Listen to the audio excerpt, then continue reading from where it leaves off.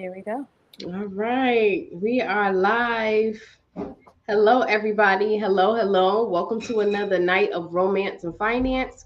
We come live every Monday night, 7 p.m. Eastern Standard Time, and where we talk about romance and finance relationship topics, right?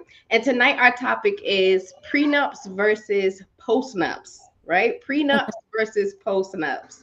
I'm your host Tiana Moody, and I have my co-host with me. I have Tawana, I have Rashidi, and Kayleen. And let's get into it, guys. Let's talk about postnups and prenups. So let me just tell you guys the difference between a postnup and a prenup. So a prenup is something or an agreement that you make with your spouse that happens before the marriage, prior to getting married.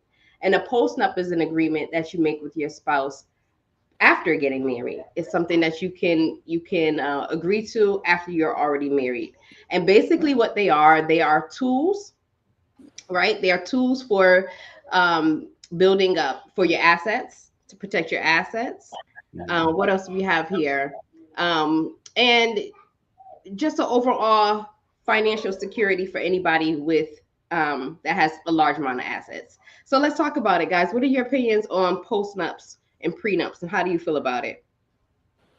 Um, Definitely, I would say that, generally speaking, I think it's good to have. I think it's an uncomfortable conversation because, of course, nobody wants to talk about prenups and who's getting what, because, quote unquote, we all in love. So, if you trust me, why do I need a prenup if you trust me? And it's going to last forever. And let's not speak it into existence. But I do think it's healthy. At the end of the day, it is something that's needed. Just because, nothing lasts forever, because guess what? We don't live forever. So I think it's completely healthy from a male's perspective, to be able to talk to someone that you're dating and you're getting serious with, of just saying like, hey, let's have this type of agreement of based off where we're at and where we're trying to get to, ultimately let's come to some type of agreement that, if I'm about to be a millionaire, or let's flip it, if, my future wife is a millionaire, I don't want to take you for everything you got, so at the end of the day, let's come to some type of agreement where, okay, you're making $1 million a year, I'm making 200,000. It's only fair that I walk away with 700,000. No, I'm joking. But, but no, the point is just keeping everybody honest and just being realistic. If you're building together, absolutely is good, but it should be some type of agreement of where it's some type of fair balance between both sides being comfortable if things don't work out perfect like we planned it to, or we just don't end up staying together forever. Okay. Okay, what about you? Get it ASAP. No, I mean, I think it's the responsible thing to do. I think people take it too personal when they talk about, prenuptial agreements. At the end of the day, it's a binding contract, just like marriage is a binding contract. Just like if you do anything legally, they're all contractual. They're all binding contracts. So I don't see the why this should be separated from that. But like what Rashid was saying, because we get emotionally caught up in the process, we look at the prenup as a negative thing. I think it's just a financial responsible thing to do when two people are committed on that level. I think it's actually, irresponsible and actually disrespectful to the relationship if that doesn't happen. Reason being is because if this doesn't work out, and we want it to work out, but if it doesn't, it's only fair that I get to walk away with what I came in with. You get to walk away with what you came in with. And if I'm a millionaire, right, and you didn't help me get to this point where I'm at, like you came to me, and I'm already a millionaire. If we break up, you think you deserve those millions? I'm gonna be generous and give you something. I'll give you some money to like give you a nice jump start. We can't trust that. No, sir. You can't like We can't trust you that. can't like you can't get part of my millions because you didn't help me get to this point. Now, if you helped me get to this point, that's different. Now we could work something out. But if you didn't help me get here, it's almost like this. Like if you had that's almost like any partnership or any business, or even if you're working at a job, you get certain benefits that come with that job, right? But once you leave, if you leave that job, those benefits are no longer with you. If you leave this marriage and you didn't help me get to this point financially in this marriage, then it's not yours. But I would honestly say that you should get something, but that's what the prenup is for. So there's it's clear cut. It's an agreement. Mm-hmm. There's going to be no argument, no bickering, none of this, because we both agreed this is what the case is going to be. And I think it's good to highlight these things because we get too caught up in the love aspect of the marriage, and that's part of it. It's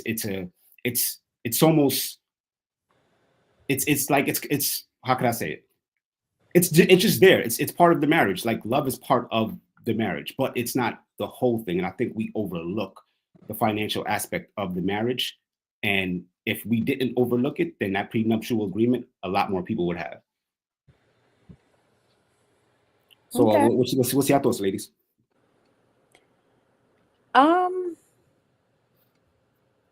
It's kind.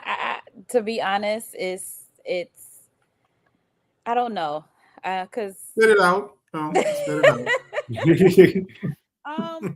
I'm not sure because I mean I've of course have been married and didn't get a prenup or think about a postnup or anything like that. And like you said, Kay, is you get married for love. That's always been my mindset. Getting married for love. So it's like, why? Because you go into a marriage not thinking that you're gonna divorce. So we're gonna be together forever.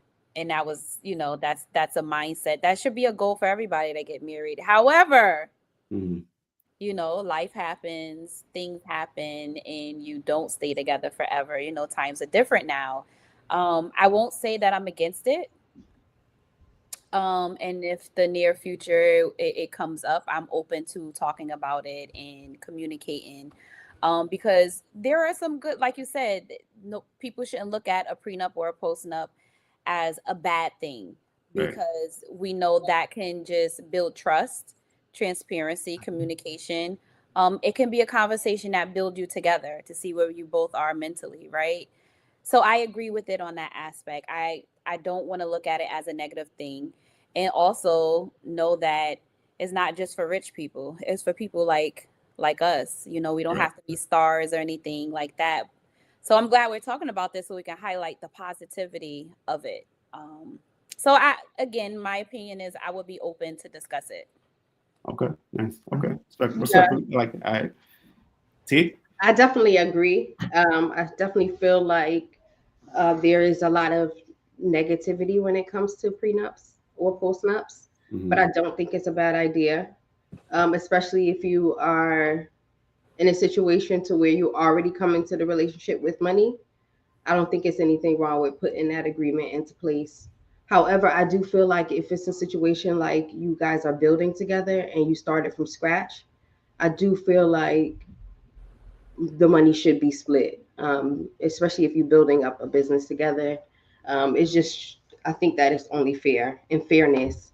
Yeah, and like one of our commenters said, what's love got to do with it, right? So I agree with that. What's love got to do with it? What's love got to do with it? So yeah, I think because, a lot of times I think I hear more women talking about the prenups and how they're upset about it, but what if the woman actually is the one bringing the money to the table? Would she feel the same?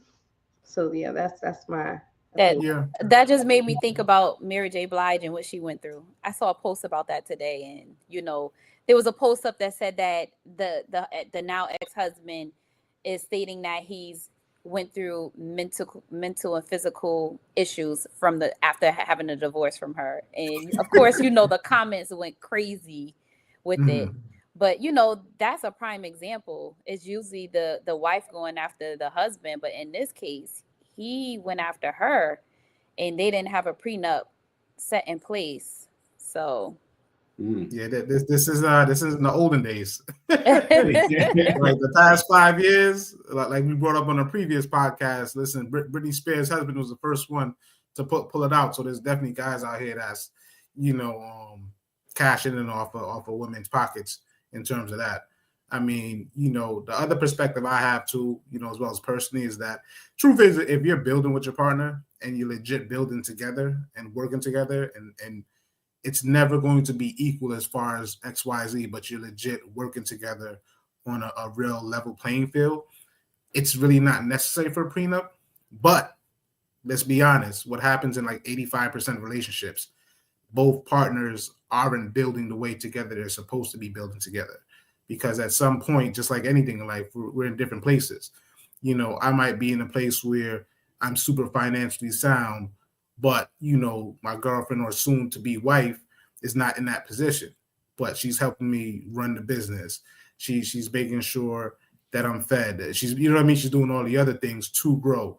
And while that's also happening, she's also developing herself, but she's pushing me to my maximum capability, meaning that not just feeding me and making sure my lunch bag is good. And that's crucial too. So I don't want to downplay that.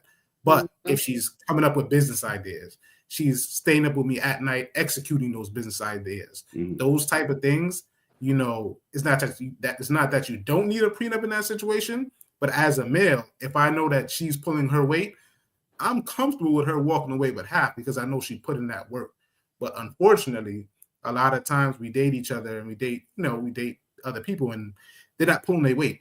And we know they're not pulling their weight. But because it's an uncomfortable conversation, it's an uncomfortable situation, we allow that behavior to continue.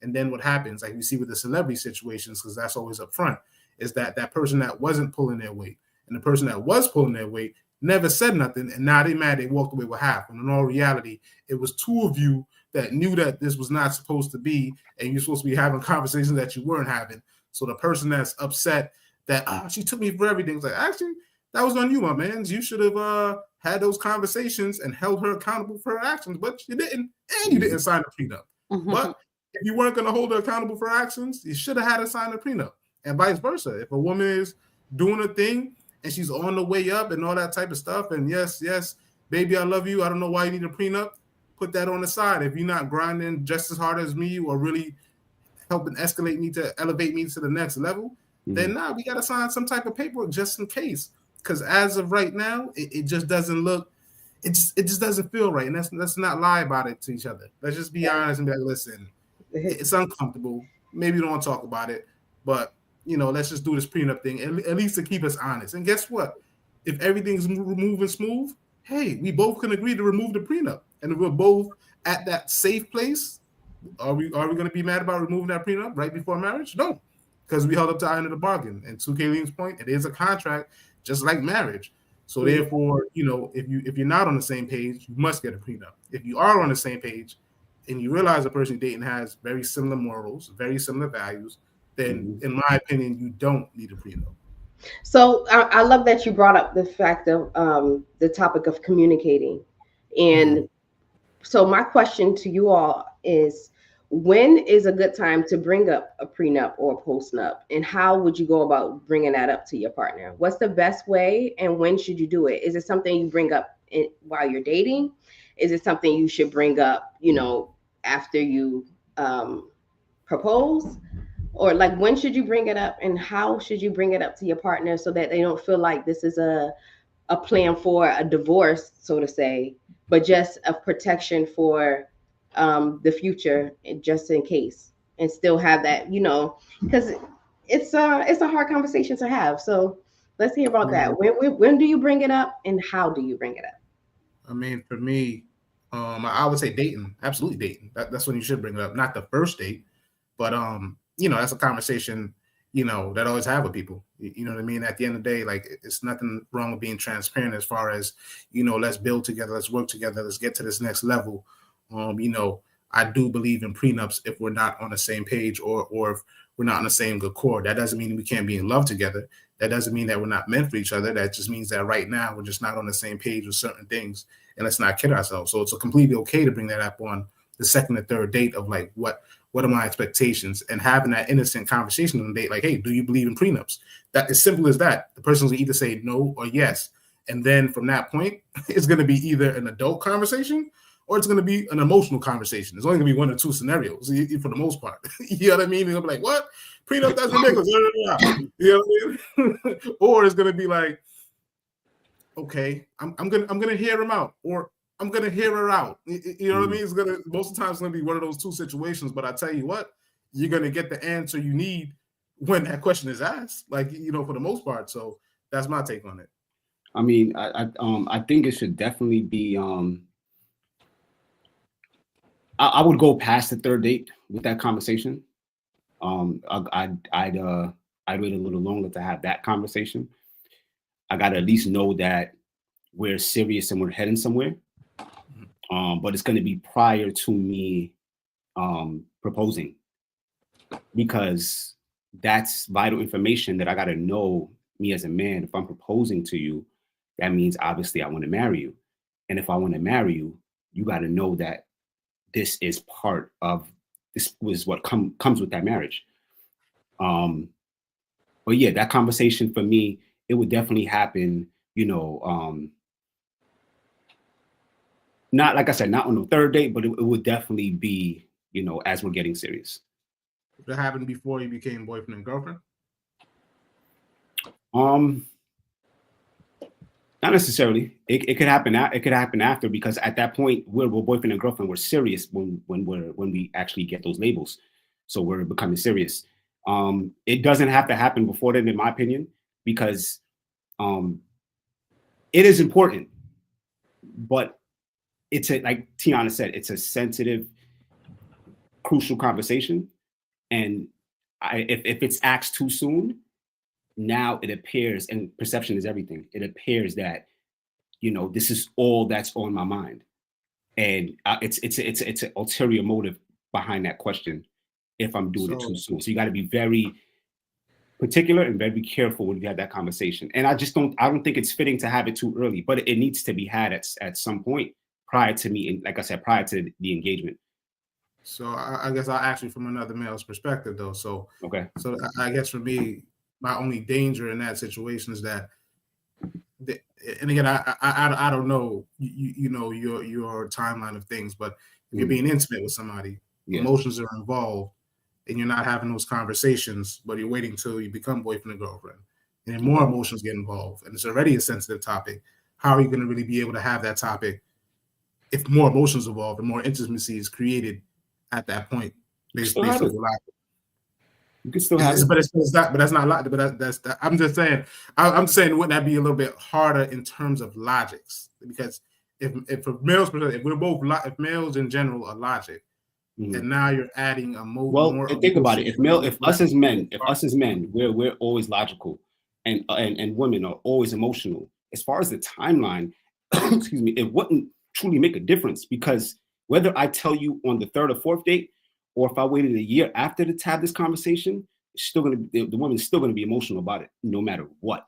What I'm saying is that in the early stages, that conversation is unnecessary, because we haven't even gotten to that point yet. So you can bring it up, but it's really unnecessary, in my opinion, in the beginning. Yeah, I respect your perspective. You know, a little different point of view on my end, but respect your perspective. I hear that. Tomato. You know. And I know T also brought up the fact that you don't have to have a lot of money in order to, you know, create a prenup for your partner or one another, or postnup. However, do you feel like, you know, if you don't own property, you know, you have a regular 9-to-5 job, you don't really have any real assets, do you still prepare? I mean, even though you know where you're going, and you know one day you're looking forward to, you know, having these things. I'm just talking about the average person who doesn't have it, right? Is it still a good idea for them to get the prenup? You know, to be honest with you, absolutely. See, that's the issue right there. To your point, is because people think because they don't have money right at the moment that we should not be talking about a prenup. You know what I mean? Which kind of, to a degree, segues into what I was talking to Kay about, is because people feel because they don't have money, X, Y, Z. But the reality of the situation is that just because you're dating somebody, we both don't have to be at a prime spot in dating. The goal in general, typically speaking, is to grow together. But both parties don't necessarily have the same ambition levels. In fact, most people don't have the same ambition levels or the same drive or necessarily the skill set to get to certain stages or whatever the case is. But it's still good to have that in the early stages because you are growing together. And so understanding that you're growing together and growing with someone, it's different times on how they react to things differently. And so because of that, if you don't have those conversations when you have nothing, how can you actually have that conversation when you have something together? Because if you're growing together and you realize one person is better in finances and one person is not good in finances, and then you're now in a situation where you're in love, you love the person that's necessarily not great in finances, and you're in love and all this type of stuff, and you still grow together, you still continue to grow together, but you could have been at a different level, or you could have contributed on a certain level.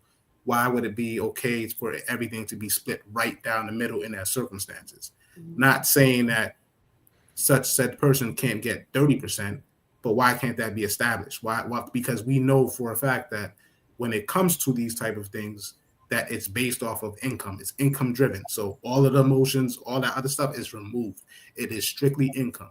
What a judge is going to see is that such and such person makes such and the higher income, such and such person makes lesser income, the other person leaving the situation, that lifestyle has to remain to a certain degree. So therefore that person is awarded that money. It's that straightforward. Of course, it gets more complicated in terms of working out, looking at the numbers, but pretty much that's how it is. So my question to you ladies is that, or you too, Kay, is like, do you want, in general, the public, should I say, do you want to be in that situation when that time comes? Or is it just easier to be honest and upfront from day one of what is everybody's expectations? What does everybody think? So now you can evolve from that moment. You can evolve from, oh, this is the way you think. Now I understand why you think that way. Let's work on this together to grow. Like, why can't we have those conversations before? Is only my take on it.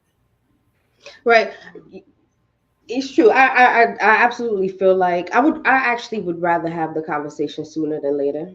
I think that it's necessary to just lay it out on the table in the beginning. I rather prefer that. Because you know how, like we say, when you first meet somebody, you always meet their agent first, who they're pretending to be or putting on the front for you at first. And then as you get to know them, especially after you live with them, it's like different versions of people that you start to unlayer and find out who they really are.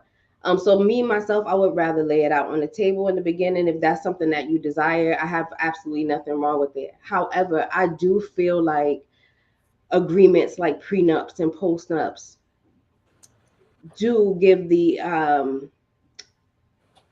it gives people an easier way out too. To me, I feel like marriage was not necessarily designed for divorce, right? When a man and a woman comes together, they become one. But I feel like because we have all these agreements nowadays, and where we can easily get out of a marriage, it's just so easy to break up now in days. I think it would be a lot harder if you had to think about it and you was like, if I live, it's cheaper to keep her, how they say.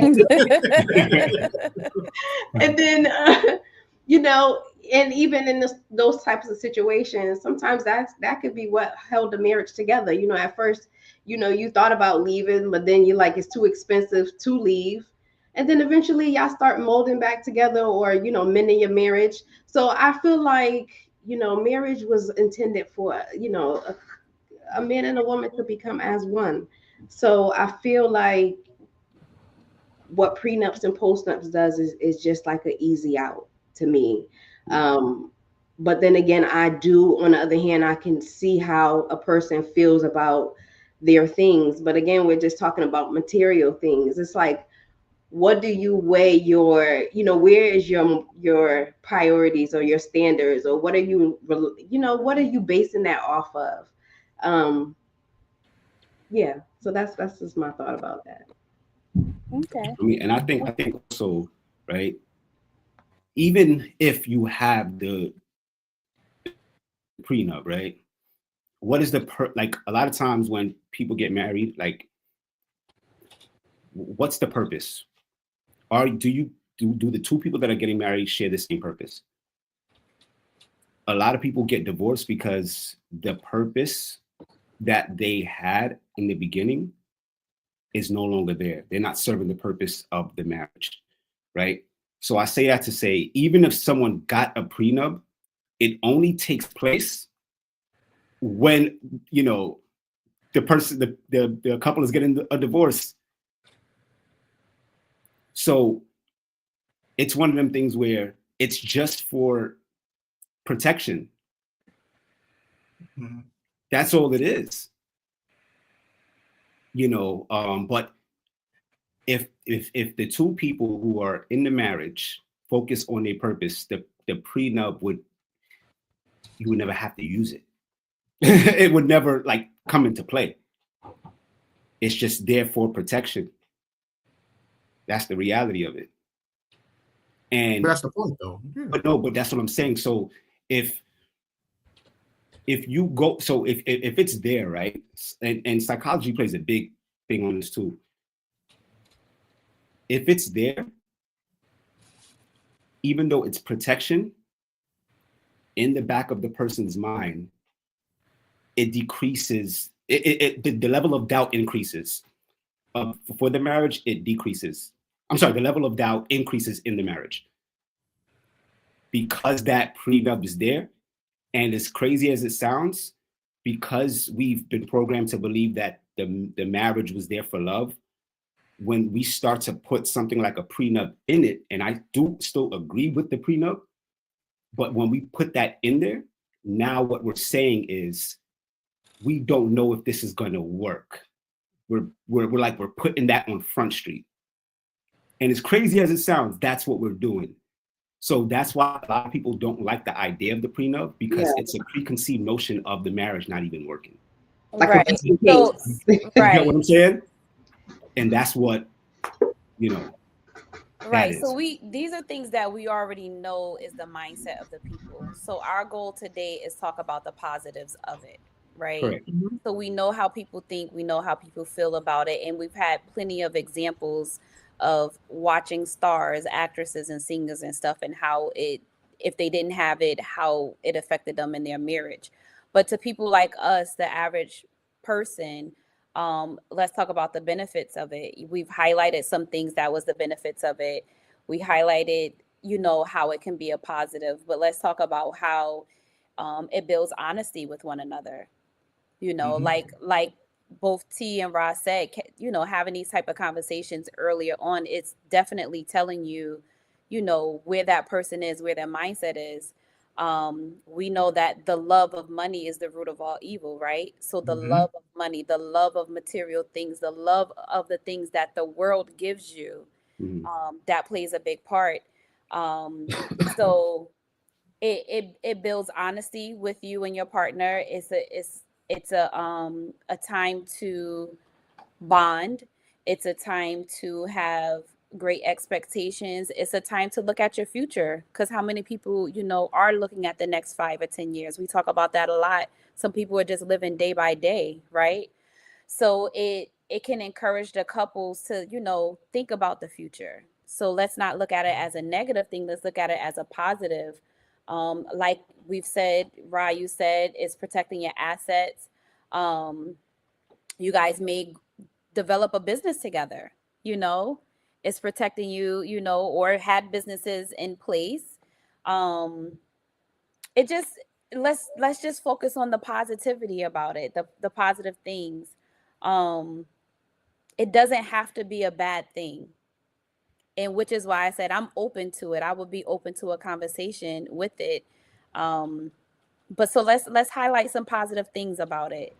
Yeah, well, what I can definitely say is that when you do an agreement like a prenup or a postnup, I feel like what it does is it allows you to know that that person is genuinely there for you for love, and the bond that you have with one another. It has Mm-hmm. absolutely nothing to do with anything tangible or anything of value. You're not concerned with, you know, how many properties they have, or because we live in a society today where that is, you know, such a big thing. You know, it's overemphasized. How much money do you have? You know, and we want to just protect ourselves, like you said. So I think that is definitely a good idea. I don't see anything wrong with it. It's just also reassuring your partner that you are there still for the long haul, that you do have no intentions of necessarily breaking up. This is just protection, just like life insurance. You know, it's just Right. like having insurance to protect you in case anything should happen. You know, like sometimes life throws us curveballs all the time. Um, People change, people evolve. They decide to make different decisions about who they want to be with. Mhm. Um, so that allows you to be free. I think it is freeing to have something Mm-hmm. like an agreement in place, just so that you both know what kind of, you know, you're both on the same page with one another. Um, so the more that you are organized and the more that you are, you know, we talked about it earlier in um, this morning about writing down the vision and making it plain, right? Mm-hmm. So that would be making it plain, have an agreement in place, knowing exactly what should happen if we should break up. God forbid, but if we should break up, Right. this It's is like how. insurance for marriage, right? Yeah, That's insurance, literally but what yeah, it I is. like that. It's marriage I insurance. like It's that. marriage Yes. insurance. Insurance for marriage. I like that. Yeah. Speaking about that, make sure everybody that's listening, that's tuning in, make sure y'all go to www.legacybuildersus.com, book an appointment. Just to let you guys know, we specialize in life insurance, real estate, credit, renovations, remodeling homes, savings and budgeting, all these things here. Make sure you guys go to the site, book an appointment, a free consultation on how we can help you and your family get in a better position financially. But continue, guys. Yeah. Yeah. So, but you know, even though there are many, many positives, I want to say, do you feel like women or men are more so likely to have this feeling of wanting to have a prenup? Do you feel like it's a gender situation? Or do you think it's easier for a woman to bring it up to her man? Or do you feel like men are more likely to bring it up to their woman? I think I don't know, but I think whoever is in a better financial place would be the one to bring it up. So it depends on who has the Mm. more assets when y'all come together. That I feel like would want to protect it, not no, not necessarily of the man or the woman, but say for example, we have a multi-million dollar company and we date someone who's just corporate America. They could be making six figures a year, but you know I'm making that. I have multiple multi-million dollar companies, so I would want to bring that conversation up versus the opposite sex having it, the guy having it. So I think it's whoever may have more assets or more to lose. I hate to say it that way, but I don't know, guys. What you think? Um, I beg to differ. I still think that, so if a woman brought that conversation to a man, he would be more like, he'd be cool with it. Most men would be cool with that idea. I feel like most women would have. I'm not saying they would have an issue, but they'll give a little drawback on making that happen. Um, Look at I think Holly Berry. Holly Berry was in a few marriages and she had to pay. And this is actually the exact opposite. It's messed up, but it's the opposite of my point. But she had to pay, and this is a very rare situation where most men, we don't, we're not caring about, if you have money as a woman, we don't want your money. We don't want it because we're naturally supposed to be the ones who are the protectors and the providers. So whatever you have naturally, we're gonna naturally say, hey, that's yours if things don't work out. So even if it's easier having that conversation with us because we truly don't care about your money.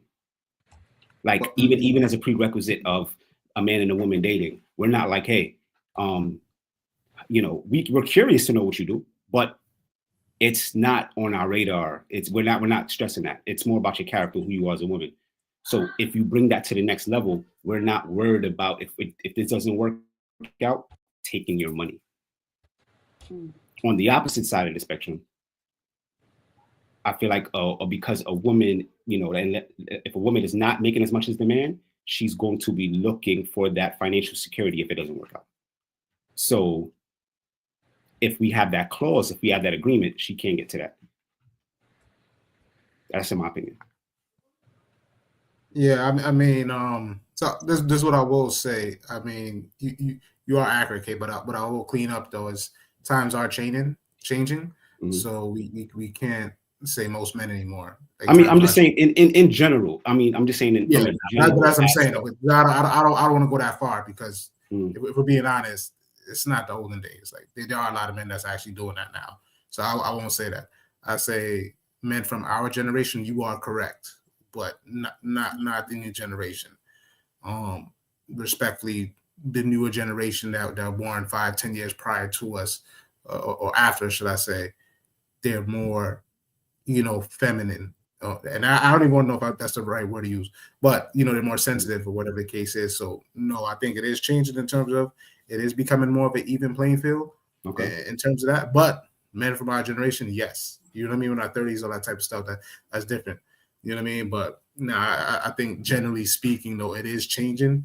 And to T's point, it is about who normally has the most money, the most to lose. Generally speaking, they would speak up just naturally because they have the most to lose in that particular situation. But at the end of the day, I think it just goes back to trust, though. Like you said about solutions and the positives is going either way is completely fine. You don't have to want to have one. I think it's just about trust. I think it's about at the end of the day, if you trust that individual 100%, and you're confident that you trust them and you're confident you're going to do the stuff that you need to do if that trust is broken and have a different conversation, I think it's fine to not have one. You know what I mean? But unfortunately, a lot of people don't have those conversations when the trust is broken or the trust is shaky. That's really what the problem is. But you can go either way. You can have one or you don't have one, but it's just having the conversations. And if you're uncomfortable having the conversations and you're uncomfortable having conversations, then you should be getting one. And if you're comfortable and your partner's uncomfortable having that conversations, you got to be the one to talk to your partner and say, I gotta get one because you're uncomfortable having those conversations. You know what I mean? It just goes back to communication. I do have a comment on Facebook. Kim Victoria said, I agree laying it out early is best, but another conversation as things get serious.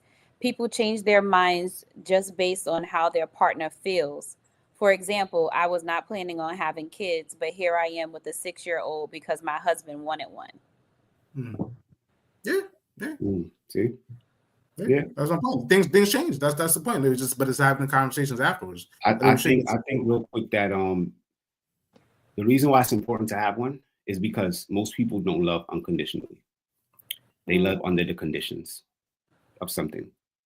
So the fact that you love under conditions, there has to be a contract in place because the love is based off of the conditions, based off of the contract that if you stay within these realms, I'm going to continue to love you.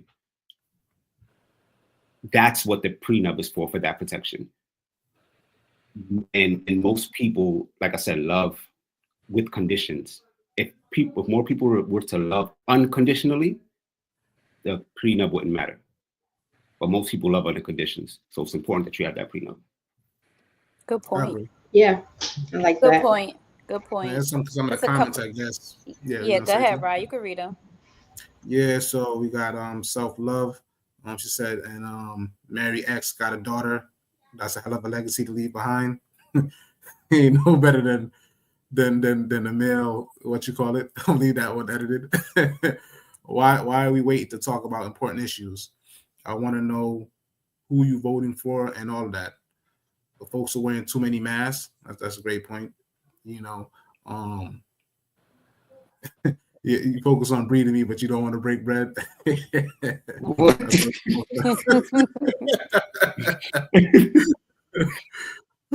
So those are the comments on my side. But no, those are good, valid points, though. Like, you don't want to wait to have those conversations. Again, it goes back to what we were saying earlier. You do want to have those conversations early, just because it just keeps everybody honest and just keeps everybody up front. And because let's be honest, as time goes on and something is not said, it looks like it's been brewing this whole entire time, and that may not be the case. It's just that you never talked about it, but it's just better to have it so it doesn't look like it's brewing and it wasn't premeditated. Okay. I don't know if you guys got any more comments. Yeah, no, I don't have any more comments on my end. However, I wanted to say that keep in mind that you can also write this agreement with your partner. Like Yes. it doesn't have to be something that's done in secret that he or she just coming up to you and signing. You guys can write it together and hash it out. Right?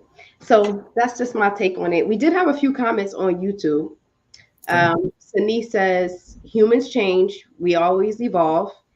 She also says she definitely won't be doubtful. She said, I'm confident I won't end up like Mary J. Blige. And she said, love is blind. Love is blind. It is. And she also mentioned that marriage is a business. She feels like marriage is definitely a business. Anybody else have any comments on your end?